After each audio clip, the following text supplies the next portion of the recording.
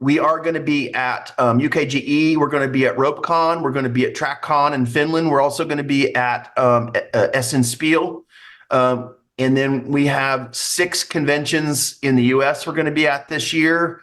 All right. We're going to be at Origins and Gen Con and SuperCon. We're going to be at Dice Tower East.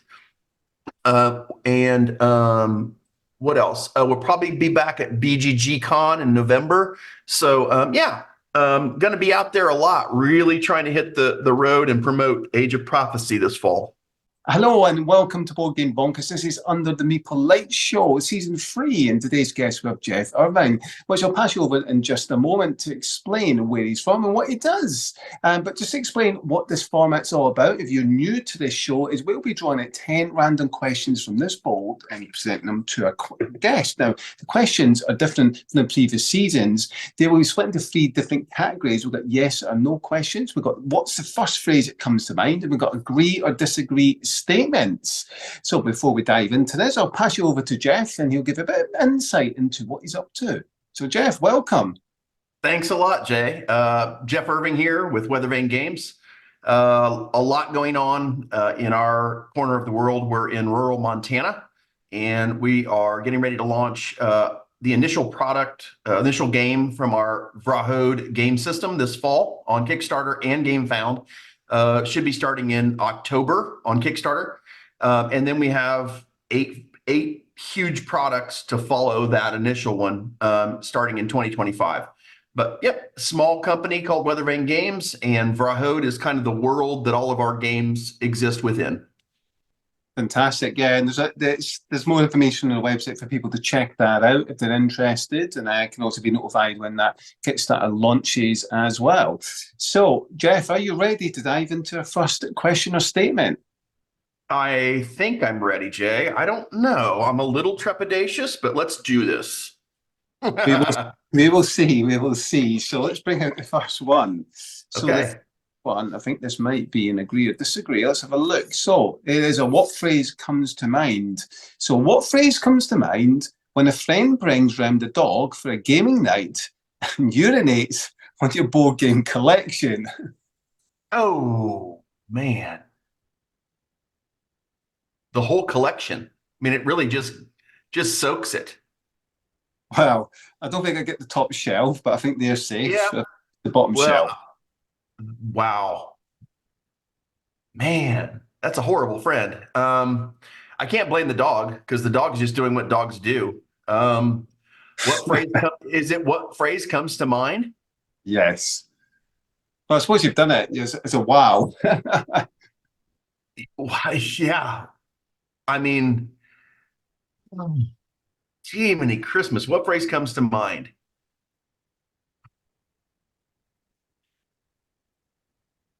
He's not much of a game fan, I take it. That would be the phrase that would come to mind, he or she. I guess if it's hiking its leg, it's probably a male. So I would say he's not much of a game fan, is he? But boy, I love dogs.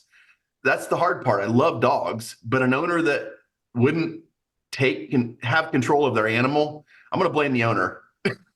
I would say the phrase that comes to mind is that's your fault, not the dog's. I think I'd have some stronger words. Well, I'm assuming you have young viewers, so I'll refrain. So let's see what our next one is, and hopefully it's a little bit more orientated towards the board game industry. So again, another what phrase comes to mind? Okay. When you join a gaming group to play for fun, only to find everyone playing a game with you being overly competitive. Can we all just take a breath? That's what comes to mind. Can we all just take a breath? It's a game. I suppose you'll get individuals that are very competitive and those that just want to play for fun. And that's okay, but it's about respecting people. And I suppose where it goes too far is when analysis paralysis kicks in for those who are taking it too far. Well, and that's also in my design work and what I do, I prefer to design games with a high level of challenge, but that are cooperative. That we play together, we win together, we lose together. I've always had a problem beating up on people in games. I just always have. I much prefer cooperative games with a really high challenge level where, like, a lot of times you'll just fail and then you'll fail again. And then all of a sudden you'll figure out together some new wrinkle to get through some massive challenge and bring down some big enemy or whatever. That's when I have the most fun. So Yes, and some great challenging cooperative games out there, definitely. So let's see what our third one brings, Jeff. And let's see, we've got a different type of question. So this one is yes or no question. Okay. Are there too many zombie-themed board games? No, but I'll qualify that. Obviously, they're pumping out zombie themed board games for a reason. It's an extremely popular theme, and to some degree, I can see why. And I think what I would say no, but I would also say, are there too many that are similar mechanics? Because there's a lot of different ways you could do a zombie game. You could add 3D terrain to it where it changes the way things work that way. You could make it more about the character development of the living versus the dead or whatever. So no, I say no. Are there too many that are a little bit too similar? Probably. Yeah. Yeah, I agree with that. I love the kind of theme of zombies. I think you're right. There are too many that are too similar, and it's almost chuck and dice for every single one. Yeah. But can we change that and bring in some new mechanisms, change the way we do things? There's very few that do that, and I don't think there's enough difference in them. So yeah, it'd be great. I think they should just keep on coming, but I think they need to be trying more and different ways of doing it. Absolutely. So we'll see. I just hope they keep on doing it, just do it differently. So let's see how different our next question is. Number 4, Jeff. So we'll see. Well, I think this might be another yes or no. It's an agree or disagree. So okay. This is a statement. So the AP analysis paralysis player, how convenient this comes in, is more annoying than a poorly written rule book. Okay, say that. Give that to me again. So an analysis AP player, it's analysis paralysis player, is that more annoying than a poorly written rule book? Do you agree with that they are more annoying than a shockingly poorly written rule book? Disagree. I think you can get rid of an annoying player. You can say you're done, you're not coming back, but you're stuck with a poorly written rule book. So I'm going to disagree with that. Now, obviously analysis paralysis and people that bring it to the game night or whatever, you just want to, but they're easy to eliminate, move on down the road with different folks. But that poorly written rule book, it's kind of like, what's the analogy that I heard recently from somebody? Talking about game releases and missing them. Late only happens once, but suck lasts forever. So it's better to be late than to rush a product to market and have it be horrible. Yeah. So no, because nobody wants to buy a product that's poor, do they? Regardless of what the product. No. Want it to be a fit for purpose product, and that includes the rule book. What do you think? What do you think about this trend too, Jay? About companies coming out with a game and then within 6 months they have to release a version 1.5 to fix all the screw ups, and they're just using it as a marketing tool almost, instead of saying, "Hey, we rushed this to market, and we should have had a little bit longer development process," right?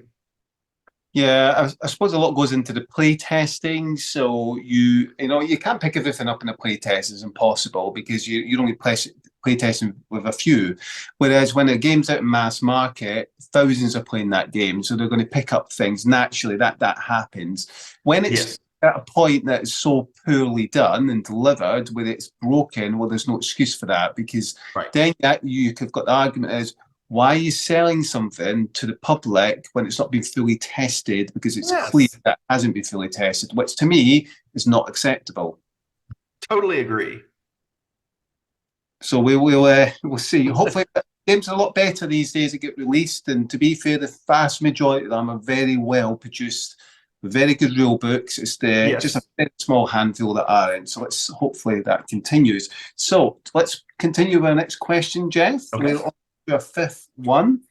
Or it could be a phrase or a statement. And we've got what phrase comes to mind when you ask the family what games they would like to play at Christmas, and they come up with Monopoly. The phrase that comes to mind is, have I taught you nothing?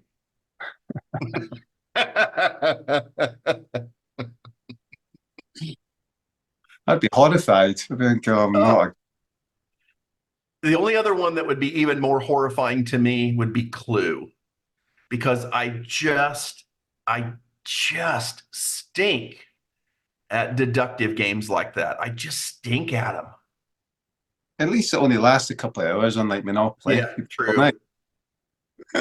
So it's got its advantages. I suppose, I mean, for some people, it brings back that childhood memory, whether it's a good or a bad one. It'll still bring back that childhood memory. So, and I suppose it's an opportunity to say, well, shall we try something a bit different? How about Catan? It's not Exactly. It involves property, it's just in a different way. Right. So it gives you that opportunity to try and change the mindset, but we'll see. So let's move into the next one and let's see what number 6 brings us. And I think this might be a small one, so yes or no. So, Okay. are Board Game Geek average ratings useful? Yes, but qualified. I think what you have to do is you have to go into the ratings themselves. You have to look at the outliers. You've got to look for the ones and the tens, because you're always going to have naysayers, and you're always going to have the people where they just worship you and they worship the game. So I think, yes, as long as you're willing to be curious into the reviews themselves. It's quite funny you say that, because when I look at the rating, so I usually stick to those at seven and above, because they're usually good. They're usually, and I think I Right. usually attend to them. But I always look at the actual comments itself that are left in reviews, and I always go to the ones that leave a 6 always first, because that's an average. So I look at the average to get an idea of and I always put pros and cons, averages, always. So I get an idea what the pros and cons are. I think, right, now I've got a good idea whether I'm going to enjoy this game or not, regardless of the rating. It doesn't mean I dismiss those that are rated under 7, because I have plenty of games that don't have a rating of 7 or higher. But I generally use that as a form of rule. It's a way of doing it. Me too. Me too. Seven's about the cutoff where you really got to start digging deeper and being like, maybe if I find it on sale, something. But if it's not a 7, I'm gonna really start scrutinizing the ratings. Yeah. Yeah. So they are useful. I think they are useful, but sometimes it can be deceptive as well, because hardcore gamers are going to rank brass much higher than a non-hardcore gamer. So you've got to be careful, not on the rating system, not get hung up too much on it. Absolutely. So let's move in to our number 7. 7. And our 7th question or statement is an agree or disagree statement. Okay. Player elimination is a terrible mechanic. I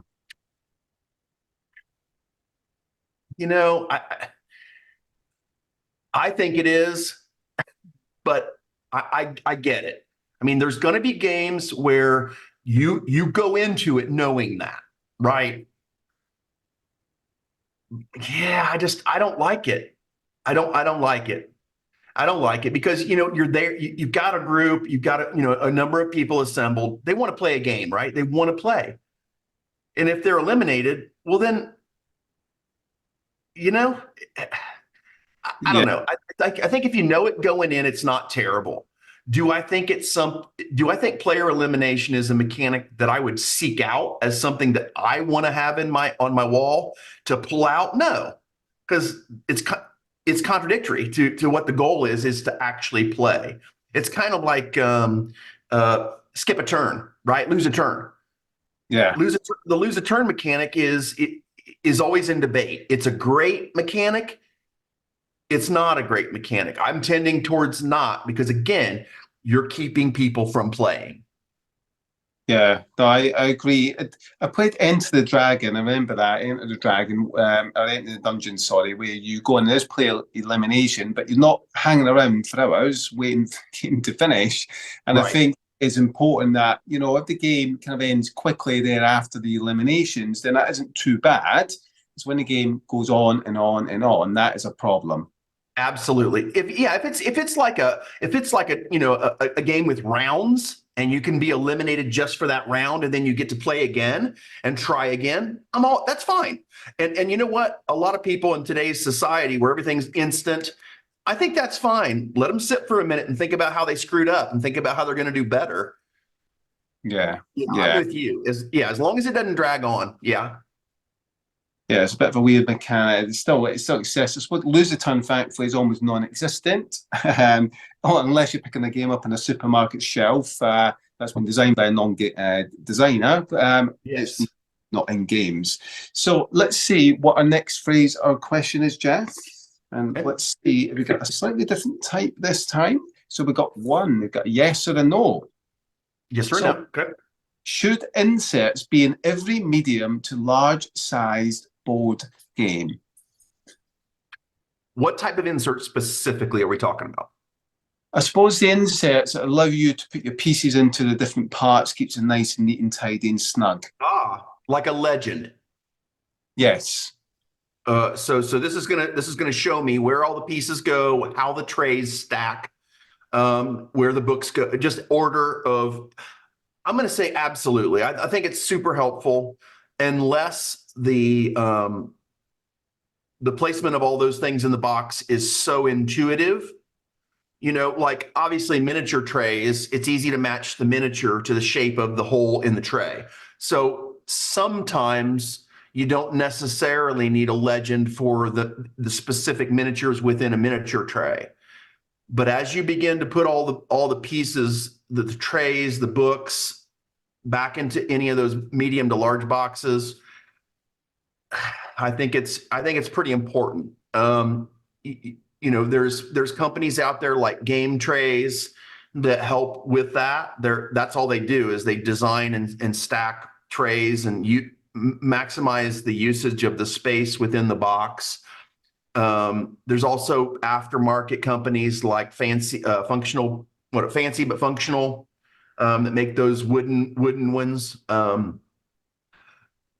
If it's horrible, if the trays are horrible, to me, it's factories do a decent job of building trays for your assets, but it's part of the designer's responsibility to guide that factory so that the trays are stacked and placed in the boxes. All the assets go into the boxes in a well thought out way. So I think more of the onus should be on the designer and less to just say that a factory, a company did a terrible job.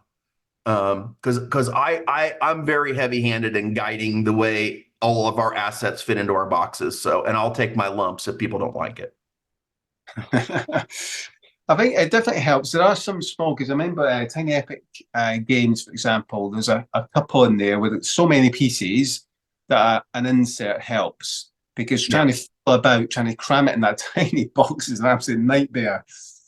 It is. And your question was worded properly, medium to heavyweight games. And that's true. If it's a lightweight game, it's not as big a deal. But yes, when you start getting to medium to lightweight and the quantity of assets goes up, the types of assets goes up, you have to do it. Yeah, it definitely makes it far more convenient without question. But there's a cost associated with it, of course. So let's move into our number 9. So we're getting it now. And our 9th one is, what phrase comes to mind? Okay. When someone spills liquid on your board game.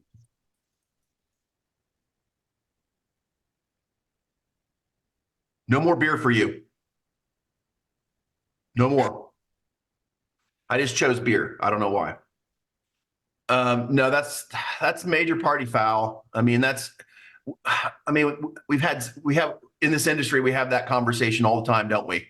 About greasy snacks on fingers, liquids. Well, obviously now we've talked about pet urine, which is great to add to the conversation.